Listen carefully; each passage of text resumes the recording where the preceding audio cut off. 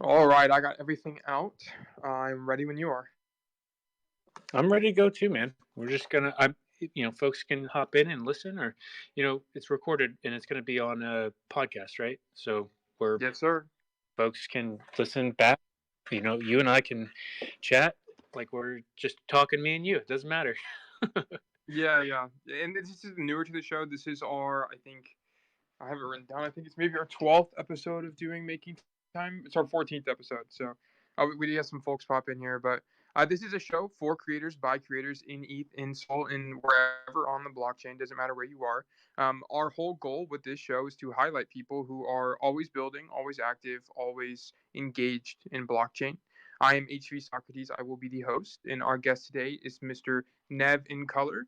I have pinned the space to the top on the Jumbotron, but you can also press the chat bubble on the bottom right to like, comment, and retweet on the space so we can hopefully get some more people in here to learn more about Nev in Color's journey as a photographer and a creator in the blockchain. But before I begin, Mr. Nev in Color, how has your day been?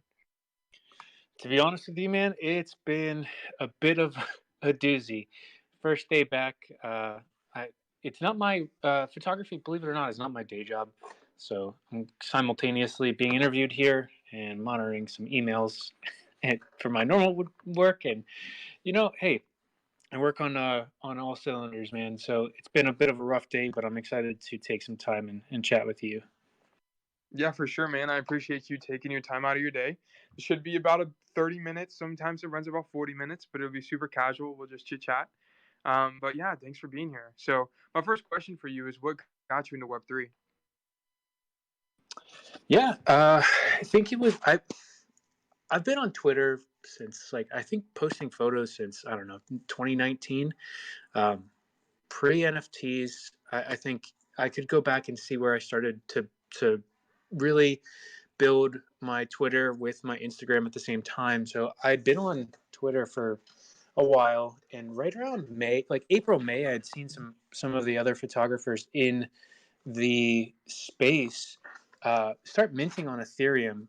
There were some bigger collections, or not actually collections weren't even really a thing back then. There were some bigger people, with some pretty crazy sales. So I minted my first NFT in early May of 2021 on Ethereum.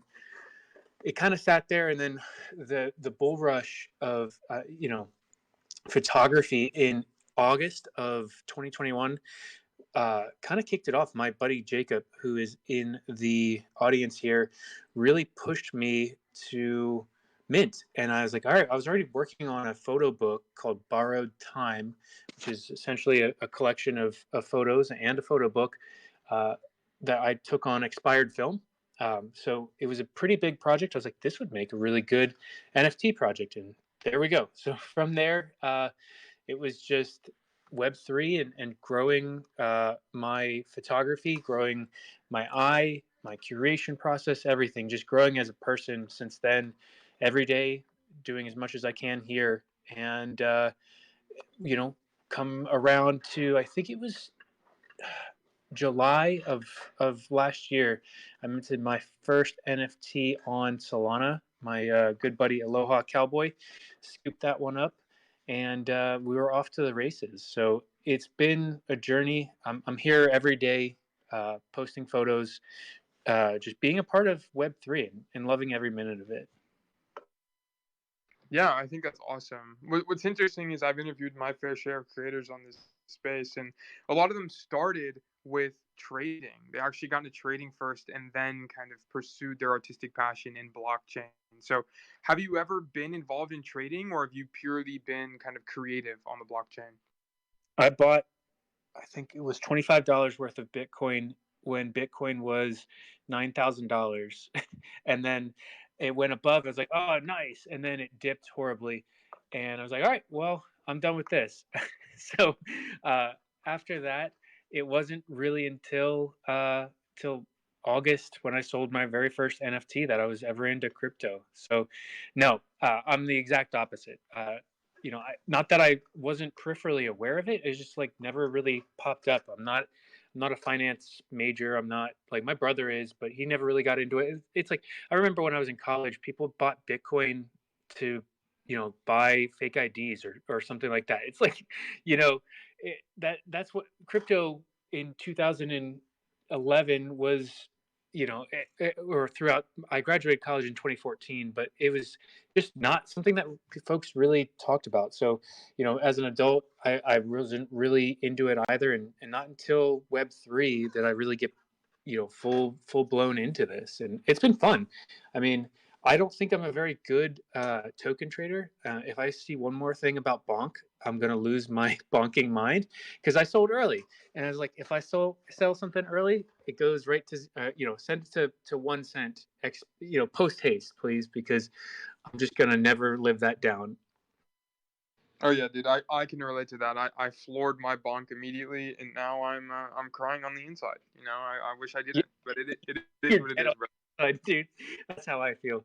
Uh, But yeah, so you mentioned you graduated from college in 2014, and you currently work a Web 2 job while you kind of do your photography in Web 3. So have you always been so? Do you plan to always work a Web 2 career, or are you striving to move toward that full time photographer kind of gig? no, Web 2 always, because I just the for a couple of reasons. One, it's a really good job that I like, and it allows me a lot of freedom, and therefore I don't feel like I feel like I'm not pressured to make art in any certain way, which makes me keep it completely as my passion, and therefore everything I put out, I'm extremely proud of, and it just I feel like you can feel it in my work that it's it's my vision, my passion. There's not a reason for me to sell anything that I don't need to. I'm not putting out something new because I have to pay my mortgage on it. I'm putting out something new because I'm proud of it. And there's no shade for anyone, any photographer or artist who does this full time. Um, it's just my way of doing it, and I feel like any artist shouldn't rely solely on NFTs anyway. I've had this conversation with friends, and it's just like that's not the smart move to begin with, because you start doing things that may look, I don't know, like as soon as you have to pay your mortgage on, or and especially for me, is like I have my kid, I have a son who's 6 months old. Like he's got to eat. I'm not gonna, you know, make my endeavors based off of off of NFTs. You know what I mean? It's like I I just for a multitude of reasons that I just explained, I think art will always be art for me, and I'm completely okay with that. Yeah, and I think that's very valid, especially in something like the bear market, right? Where it is a lot harder to turn something like minting NFT photography or any kind of art into a full time passion where it's stable, right? Because that's the one of the biggest downsides of working in this industry is there's a lack of stability, and the people who are stable have been working to get there for so long, right? Like these are the people at the top of the top. They're the one in the millions, right? So it's not. Oh, go ahead. I was just gonna say it's a really good. One of my biggest passions in life is jujitsu. So the only sport I really watch is mixed martial arts. The best way I can describe this is like there's one Conor McGregor, you know, and the rest, and he makes millions of dollars. Do you know the entry level for UFC fighter what they make? It's barely livable, and it's like they have to do other jobs besides fighting. It's like so that I attribute that to a lot of these different endeavors where you make your livelihood based off of your passion in life. And sometimes, man, like you aren't Conor McGregor, you aren't Drift or Kath in this space. You aren't, Terrell, but it doesn't mean you shouldn't work for it. And if it can happen, but for me, I love art. I love what I'm doing, and it just seems to really work for what I'm doing. And that's not to say that somebody shouldn't follow their dream. I think it's you should follow your dream in a way that doesn't set you up for failure long term, or you're not just putting all your eggs in one basket. That down the road you have a plan for life. That's the way. I mean, I don't know, maybe that's the dad in me now that's like that. I just I could never put my family's livelihood at risk like that. No, and it's very valid. And you mentioned another point earlier on where you're mentioning a big point of you working a Web2 career is so you can make art for the sake of making art that you believe in or you love or that's true to your dreams or your vision. If you're doing art as a paycheck to paycheck endeavor, maybe it does come off as soulless, or maybe you do need to make your rent, right? Or maybe you have some financial obligations that you'll have to tailor your art to or your release schedule to. So I think it's very valid and I think it's a very healthy mindset. So you did say you're a little bit older and you do have a child. Do you think your perspective would be any different if you were a couple years younger? I mean, all right, so I'm not that old. I'm 30, but I mean, I have friends in the space who are, in the early 20s, and I have, um, and then there's, even some, it's awesome to see some creators who are like even younger, who are like, 18, 19 years old, and like that's awesome, man. Like I met Vincenzo, who's a Solana artist. He's like, I think he's 18. It's awesome to see just people out here creating, no matter, and then there are folks who are like grandpas too. Like I love that too. I think it's great, and I think the cool thing about this space is it doesn't matter who you are, where you're from, what you believe in. It doesn't matter. Web3 welcomes everybody. It's like, and especially the art space is like, it focuses so much more on just what the art is and what the art is about, and less about who you are. Like it doesn't matter.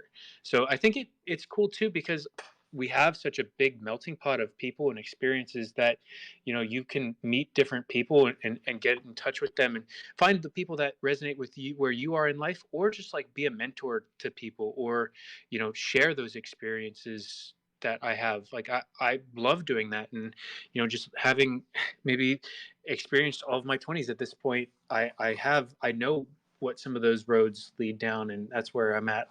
I think it's fun. I think it's a embrace the space and everything that is good about it is a really wonderful thing. Yeah, for sure. And I would agree, right? I think in Web3, the culture has made an environment where there's no ageism and it doesn't matter where you look and what you look like and where you live is irrelevant, right? Like I'm from Oklahoma and I'm not sure where you are, but I'm sure it's at least a 4 hour flight to where you're living. So it's totally awesome experience for everyone to come in here, meet new people and build their skill sets and their social networks as a result. So a question I have for you is you mentioned that anyone can really connect to each other in Web3. So my question for you is, who in Web3 has impacted you the most, and how did you meet them? Hmm. Um, I'll be honest. Like, I don't think there's a single one person. You know, I, I think what's really interesting, and like my, I don't know, recommendation for folks here is like to build a community behind whatever you're doing. If that's that you're part of a project, and you're building a Discord or a generative project, like build do that, build the community behind you. Like I have worked very, very hard to build a community behind my art and what I'm the vision I have for that. And I think that that's the most impactful thing, is to have people who like they're a piece of your puzzle now, and they're along for the ride. They're invested in your journey, and I think that those people, and I mean most of them are in the audience right now, are people in that community. Like I've collectors, artists, friends. Like there are people who give a shit about what I'm doing and where I'm going, and like that is by far the most impactful thing that I've experienced. I mean, it seems kind of crazy now. Like every other week, there's a lot of Philadelphia guys around here, and I'm getting a drink with them, or just meeting up and with whether it's an artist or a collector. It's been awesome to meet so many great folks. A lot of them are on Solana too, so it's just fun. It's been a blast to meet people in real life, whether that's or at Art Basel or wherever you know it's been fun to build that community behind my work and behind my vision. Yeah, community, especially for artists or really any type of creator in the space, is incredibly important, right? Because one thing Web3 does is it really emphasizes the importance of networks and friends and community members and supporters and collectors and everything along those lines. It helps you not only build your platform, but to be able to convey your vision and be able to convey your dreams and sell your art or be make that project or solve that problem. And that's what's so awesome about this Web3 culture. So I'm curious, when or how in your journey did you learn the value of community, right? Was there an NFT project you were involved with, or maybe an art community you got involved with that taught you how important it is? I think it was the bear market, man.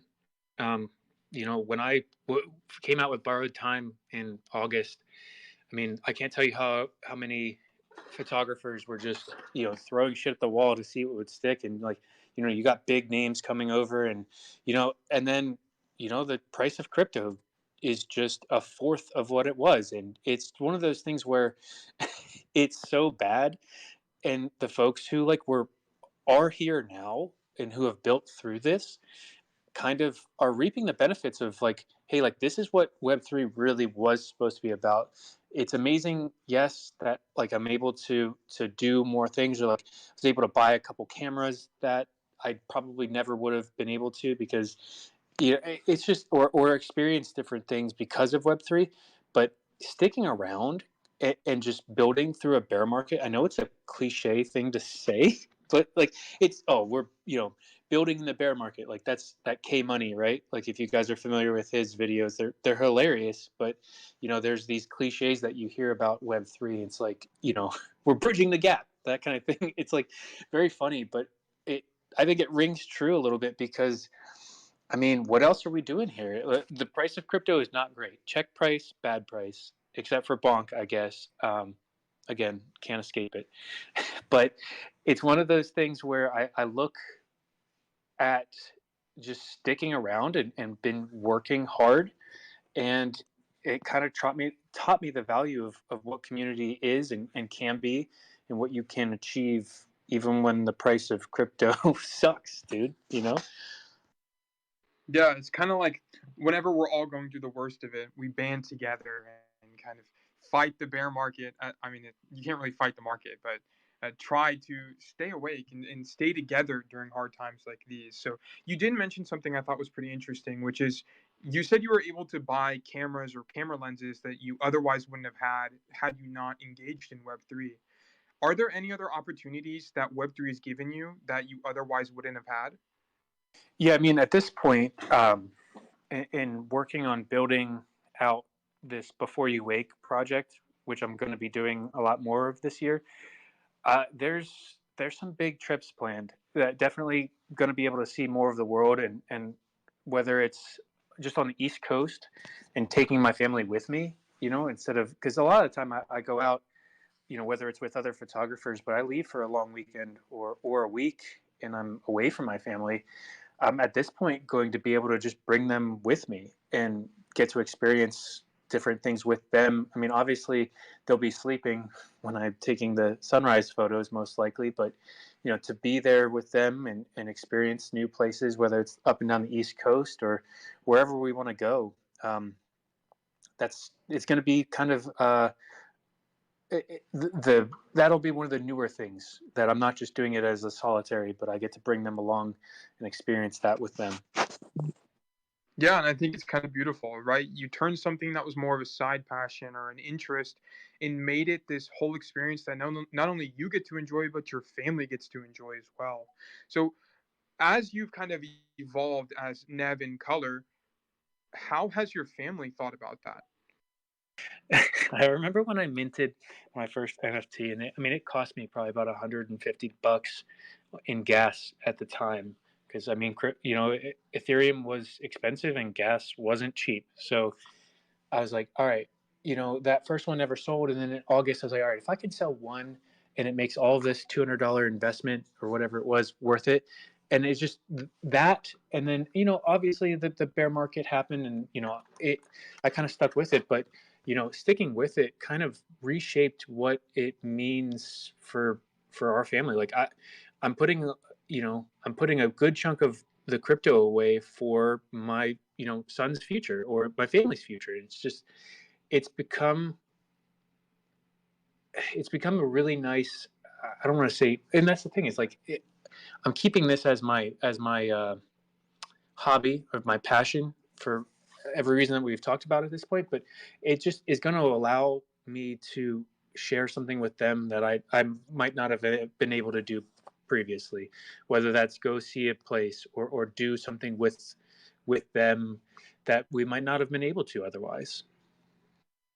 Yeah, I think it teaches, it's kind of taught the lesson of perseverance and betting on yourself and taking that leap, right? Because you mentioned gas fees at the time when you were minting were expensive, man. You spent $150, which is more than some people have in their bank account, you know? So you took a risk on yourself, you took a bet, and it's kind of worked out, right? You're afforded these opportunities that you otherwise wouldn't have had. You get to go to these new places around the world to take photos and enjoy that with your family and so on and so forth. So I think that's awesome.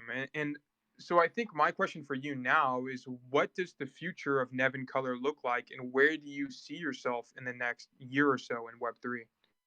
Yeah, it's going to be a big year. I had an all time high yesterday on Super Air, which is pretty exciting. I'm doing my first collaboration with another big. Well, I think she's a pretty big artist, Holly Herbert. She's a cross chain artist as well. So we're doing that. I'm going to be doing more collabs this year. I've been doing. I rolled out the first commission for the project, which means I reinvested into an artist to make a piece that I airdrop to holders. I'm going to be doing a lot of those. That's something that I think in my mind shows what a couple of things. I'm trying to build a legacy project here, that this project means something and folks will look back.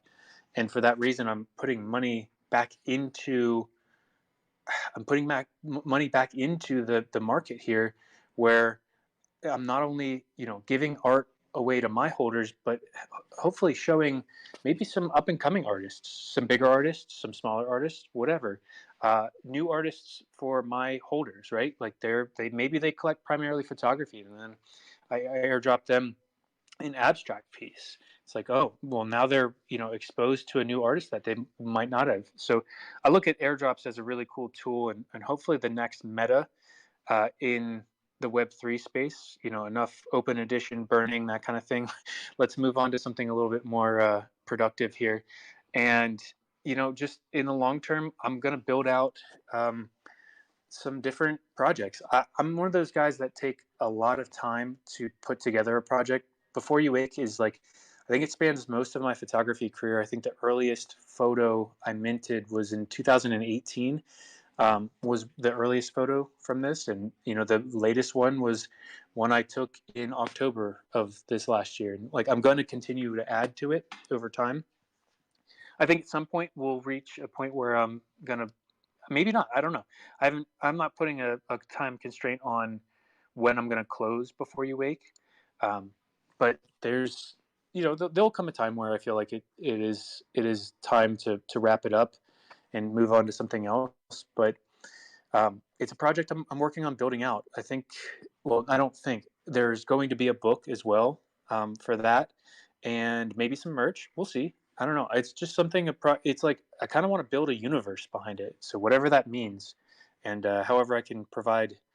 I hate the word utility in art, but utility back to holders, and just expand what it is to be an artist in Web3. I think that's the biggest thing for my plans for this year, is to really, and if that's through Before You Wake, awesome. If that's something for somebody, whatever it is, it could be outside of that. I don't know. I'm just going to try and push myself into to create the best art that I can in the most pure way possible. Yeah, and I think it's awesome. I think what you just said kind of tied into some other things we talked about in our conversation, which is like building a community and building this group of followers and collectors and people that really believe in your dream or your vision and want to see it through, right? And some of these things that you're thinking about, like the airdrops or the quote unquote utility and things like that, really contribute to reinforcing your community and supporting them and helping them better understand you as Nev. So I'm going to ask you, we are coming close to time, so I'll ask you two or three more questions, and then we can go ahead and wrap things up. But a question Yep. I did have for you, oh, go ahead. No, I said just yep. I'm listening, man. Let's get it. All right, for sure, for sure. So I was curious that you said you graduated from college in 20, it's in my notes somewhere, 2014, right? So have you always been a photographer, and when did you discover photography? No, I haven't always been. 2018, the summer of 2018, I picked up a camera, and it was after a trip to Banff, Alberta, and it's probably one of the craziest national parks I've ever been to in Canada. Uh, and what a just shame that I wasn't a photographer when I went. But hey, I look at it like this: I can always go back, and it's what sparked this photography passion in me. So I look at it as in the best way I can. But yeah, it was basically got back from that trip and taught myself, and here we are. I just worked at it every single day. Yeah, so did you watch YouTube videos and just kind of go down that route to teach yourself, or did you have books Yep. or Nope. okay. Yeah. YouTube videos and then just practice, dude. Just getting out there and figuring out what I liked, what I didn't like, what I was good at, what I wasn't, what I thought I could get good at, and continue to work at. So it's, I just taught myself the basics of a digital camera, like shooting it on manual mode, and then it was a matter of understanding composition and why a photo is one of the why it's a compelling image or not. And that took a lot of time. And I'll tell you this: I look at photos every single day of my life. There's very, very, very, very seldom that I don't post on social media, and that's just like a discipline sort of thing, like David Goggins style or Jocko Willink. Like some of the those guys are just like discipline equals freedom, and it's one of those things where like I treat art as like a muscle, right? Like I work at it every day, whether it's editing, whether it's curation, whatever it is. And for a fact around 10, plus or minus 10 minutes, if at 10 a.m. Eastern there's a post on Nevin Color on Instagram. So that's just how I am. I'm and I feel like it's really afforded me it's taught me a lot of lessons in life, and whether that's you small improvements over time is how you get to where you want to be. Yeah, for sure. And it's all about that consistency, right? Like you equated or made an analogy to a muscle, right? Your creative muscle, and you doing things like photography every day or editing or looking at pictures every day helps you improve. It helps you take another step in the right direction, and further find your identity or further find what your vision is as an artist. So a question I have for you would be, how do you deal with the days that you feel uninspired, right? Or maybe you don't feel like doing photography. Do you push yourself, or how do you deal with those kind of days? Yep, you do. And that's like there's a quote, and it's from I believe it's from Jocko, or I'm gonna summarize it, where you know motivation is a fleeting thing. Like some days you're gonna feel super motivated and you'll get a lot of shit done, right? Like I love that, and we're all going to have those days. But on the days that you don't feel, that's where you got to lean on discipline. And like this is just something like I do it with working out. My body is, I work out regularly. It's like some days I don't want to go to the gym, some days I can't wait, but I go to the gym regardless. Like you just have to push through it. And this is for me. I mean, not some artists don't agree with anything I'm saying, and that they think that art should just flow naturally, and that's fine. Um, I do have days where I'm feeling more like creative, but on the days that I'm not, it's like to fall back on. You have to create, or you have to do something in the way of this, so that you flex that muscle and you work that muscle out. And it's a create for me. It's a creative muscle. Yeah, absolutely. And I love how you mentioned discipline, right? That's actually a friend of mine. His name is Coach. He had a thing where it's like, what is your word of the year? And for me, it's going to be discipline, right? Because being consistent and being able to have a system where even if you aren't feeling inspired or you aren't feeling motivated or you aren't feeling creative, you're able to create things regardless. We do have people requesting to get on stage. This is a one-on-one interview. If you do have a question, drop it in the comments and we can ask it toward the end of the interview. But thank you guys once again. Also, thanks you guys for showing up to today's show. Wow, it's awesome to see so many people in the audience, some familiar names, some fans. It's awesome. I appreciate you guys coming out here to support Nev, support creators in the ecosystem. It means a lot to us. So if you haven't followed Nev already, go ahead and drop him a follow. I'm sure he would appreciate that. I'd also appreciate that as well. But Nev, we are coming up to time, so I'm going to ask you two last questions, and we'll go ahead and wrap it up. But so you've talked about your kind of building your routine and how you go to the gym even if you don't want to, right? And you do art even if you don't want to. How did you build your consistency? How did you build your discipline to get to the point where you are today? I mean, start small, right? Like for me, it was growing my Instagram, and how do you grow it? You just be disciplined, and you the more you do something, the more you'll find, at least artistically, I find my voice comes out, right? Like, when I first picked up a camera, I was taking pictures of everything and everything, whether it's macro photography or, there are, neon portraits of my wife, right? It's like silly things, but you know, that's not me. That's not my style. But the only way I was able to find that out was to do it and to experience and try new things until you find your voice. So whether that's just take a photo a day for a month, or just whatever it is, like start small and be consistent with it, and over time that's just like becomes who you are and what you do. It's like I am a photographer, and while I might not be picking up a camera every day, I'm going to come up with a new set idea for Twitter. I'm going to plan out my Instagram grid for the week. Whatever that is, there are things that you can do to help on the days where you are not feeling overly excited about it. And for me, and again, might not be for everybody else, but I've gotten to where I am today for a myriad of reasons, of course, community being one of them. And but I think discipline comes in a lot, that you stay consistent and people know what to expect from you. And that doesn't say that, or that doesn't mean that you can't experiment and grow. It just means that they know that you're, hey, like, I'm really excited to see what Nev's cooking up next. Like that's completely fine too. Whether it's, or you could come out with something completely new too. Just be consistent in how you are growing, or growing as a person. It doesn't need to be the same shit every day. It can be whatever you want it to be, but you should try to, at least in my opinion, try to really focus on being consistent. Yeah, and a big part, as you mentioned, a big part of being consistent is to one, develop systems, but two, don't be afraid to be uncomfortable.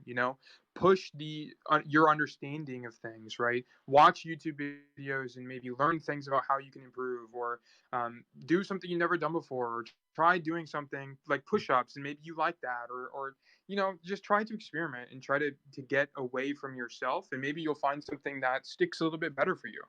Right, so Nev, you've imparted some awesome wisdom for us today. It's been awesome chatting with you, learning more about your journey through photography and growing a community, and kind of how that impacts your family and so on and so forth. So I'll ask one last question and then we'll go ahead and wrap it up. So my last question for you today would be, if you had to start over in Web3, would you do anything differently? Yeah, there's a lot of it would be, well, I mean, only because I have the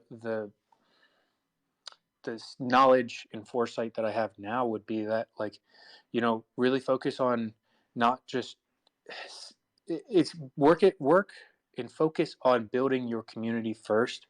The rest will come with time. And I guess releasing with with how the market works is a thing.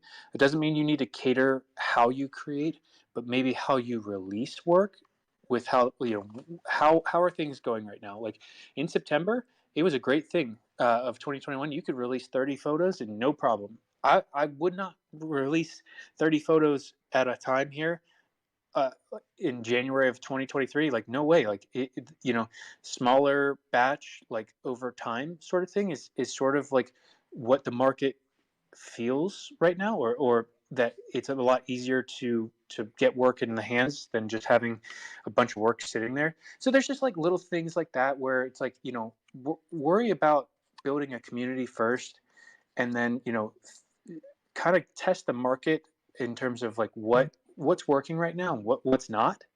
Um, and adjust accordingly. Like, this is all new, and anyone who says that they've written like have this all down pat and have the know exactly what they're doing, like, they don't, because this space moves so quickly, and you're going to try and experiment, and some things are going to work, some things aren't, and that's okay. And just learn from the experiences, and get to where you are today. Like, I don't know that I would have been I don't know that I would be here where I am today without learn all of the lessons that I learned previously.